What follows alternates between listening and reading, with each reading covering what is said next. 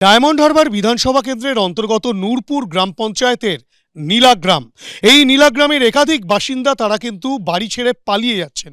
বাড়ি ছেড়ে পালিয়ে যাওয়ার একটাই কারণ, এখানকার গ্রামবাসীরা যেটা স্পষ্টত অভিযোগ করছেন যে নীলাগ্রামে একটি পেপার মিল রয়েছে।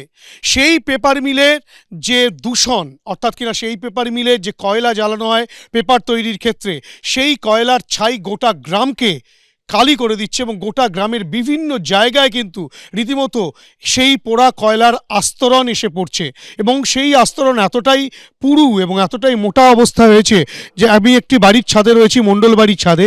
এখানকার যে চিত্র দেখাবো, যে এখানে কিন্তু ঠিক এভাবেই হাত দিয়ে আমি যখন নাড়াচ্ছি সেখানে দেখা যাচ্ছে আঙুলের ডগায় কিন্তু প্রথমত সেই কালো কালি লেগে যাচ্ছে, তার পাশাপাশি গোটা ছাদ জুড়ে এভাবেই কালো আস্তরণ পড়েছে পোড়া কয়লার।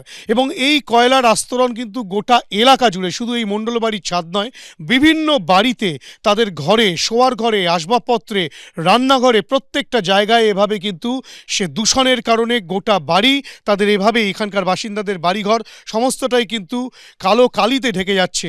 এবং তারা যেটা স্পষ্টত অভিযোগ করছেন যে পেপার মিলের এই যে দূষণ, সেই দূষণের ফলে তাদের কিন্তু রীতিমতো গ্রাম ছাড়া হতে হচ্ছে, কেননা তারা প্রশাসনের দ্বারস্থ হয়েছেন, স্থানীয় বিডিওর দ্বারস্থ হয়েছেন, পঞ্চায়েত প্রধানের দ্বারস্থ হয়েছেন, পলিউশন কন্ট্রোল বোর্ডকে জানিয়েছেন, কিন্তু এখনও পর্যন্ত কোনো রকম কোনো সুরাহা তারা পাননি। সে কারণে তারা চাইছেন যেন প্রশাসনের তরফ থেকে অবিলম্বে সংশ্লিষ্ট কর্তৃপক্ষ, অর্থাৎ কিনা পেপার মিল কর্তৃপক্ষের সঙ্গে কথাবার্তা বলে প্রশাসন যথাযথ ব্যবস্থা নেয়, তেমনটাই আবেদন এখানকার গ্রামবাসীদের।